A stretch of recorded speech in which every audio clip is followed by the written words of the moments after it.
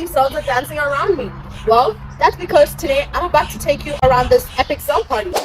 On this side of the party, you can see a morula. A morula is a hollow ball composed of 16 or more cells clustered together, and each cell is now known as a blastomere. These blastomeres now split into two dance groups. One that's going to line around the edge, known as the outer cell mass, and the other ones will compact on one side, known as the inner cell mass. They'll leave this small cavity that will be filled with liquid known as a blastosole, and this whole structure is known as a blastocyst.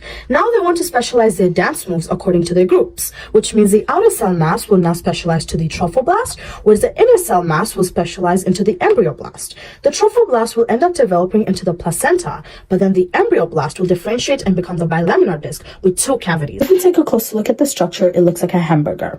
The top bone would be seen as the amniotic cavity, the bottom would be seen as a yolk sac, and the middle will be seen as a bilayer, which means the meat would represent the epiblast, whereas the cheese would represent the hypoblast. If we view the bilayer from a top perspective, we'd be able to see a depression, and this depression is known as a procaudal plate, and through this we're able to determine where the cranial and the caudal end is. To better understand what these cells do, we should take a look at the cross-section. What happens is some signaling processes cause these epiblast cells to create a thick area on the top known as a primitive streak and a primitive node. Some cells start to turn in the center, and now it's known as a primitive pit and a primitive groove. The cells at the edge of the primitive groove start secreting a main chemical known as fibroblast growth factor 8, and what this does is that it moves laterally to other epiblast cells and binds to them so it can stop them from creating the protein known as E-cadherins, which links other epiblast cells to each other. All these free epiblast cells will move through the groove and downwards, replacing the hypoblast cells and creating the endoderm layer. Despite the creation of the endoderm layer, these epiblast cells will still release FGT8, which means the free epiblast will now move down